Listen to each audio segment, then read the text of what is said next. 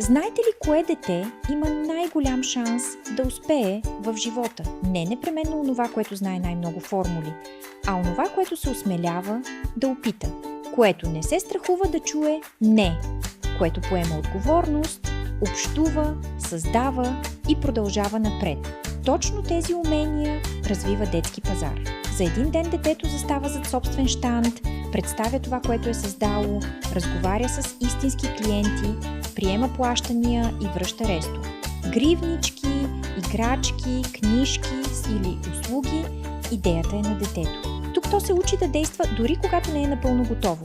Да говори с непознати хора, да слуша, да разбира от какво имат нужда, да изгражда доверие и да приеме, че понякога ще чуе «не».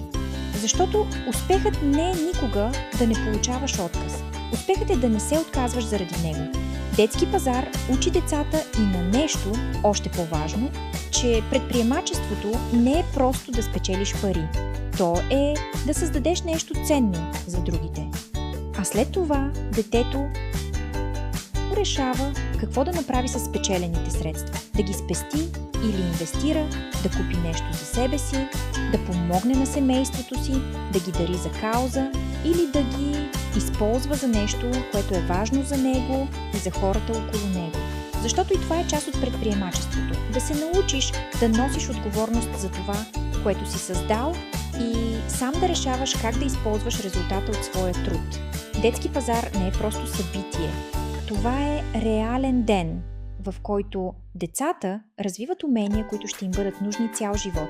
Инициативност, комуникация, увереност, отговорност, финансова грамотност и способност да създават стойност. Детски пазар е за деца от 5 години, самостоятелно, с приятели или заедно с класа.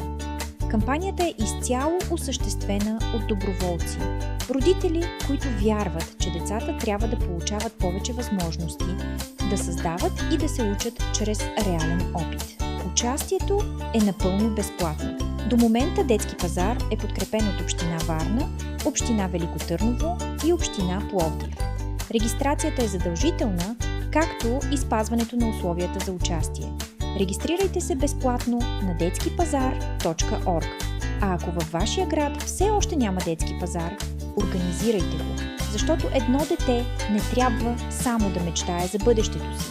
То трябва да има възможност да започне да го създава още днес.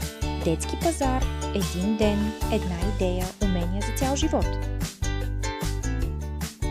Участвайте в детски пазар и във вашия град. Очакваме ви до скоро!